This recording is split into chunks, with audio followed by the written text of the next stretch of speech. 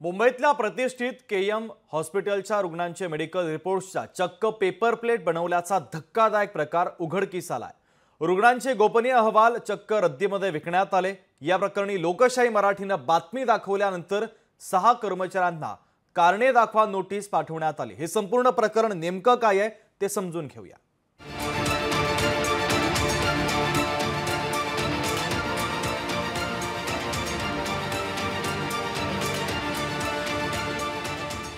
या paper plate पहा।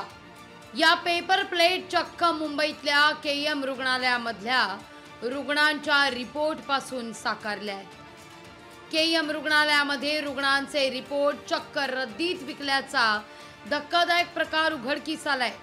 रुग्णांचे मेडिकल रिपोर्ट्स ही अतिशय महत्त्वाची माहिती असते।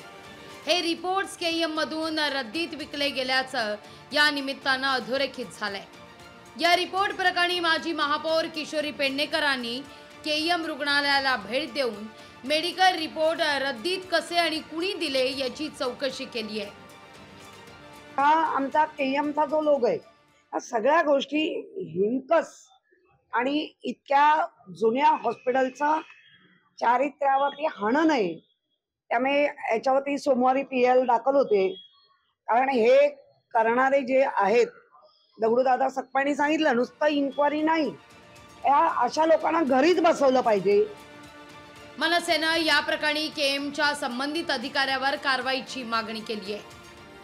आता हे महानगरपालिकेच्या संमतीने केलंय का त्यांनी परस्पर स्वतः पैसे खाण्यासाठी विकलंय? मला तर वाटतं याची चौकशी होणं आवश्यक आहे। असं कसं तुम्ही खेळू शकता लोकांच्या वैयक्तिक आयुष्याशी एवढी? आणि जर ऑफिशियली झाली असेल, महानगरपालिकेला काय भीक लागली आहे रद्दीत विकायला या सगळ्या गोष्टी? राज्याची आरोग्य यंत्रणा ढेपाळल्याचा आरोप काँग्रेसनं केलाय। महाराष्ट्रामधल्या आरोग्य व्यवस्थेचे सगळे तीनतेरा वाजलेले आहेत।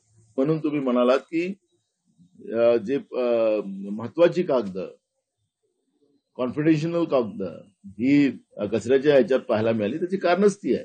पुढे व्यवस्था संपलेली आहे आणि त्याचे परिणाम आज महाराष्ट्रामध्ये आपण बघतो। रुग्णांचे रिपोर्ट्स रद्दीत देणारा अधिकारी कोण याचा शोध घेतला पाहिजे।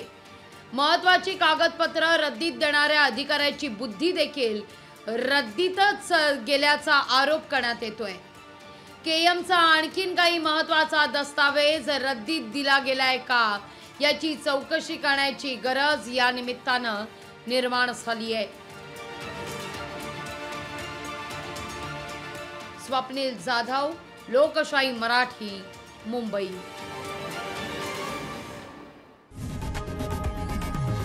लोकशाही मराठी ऐका, पहा, जागरूक रहा।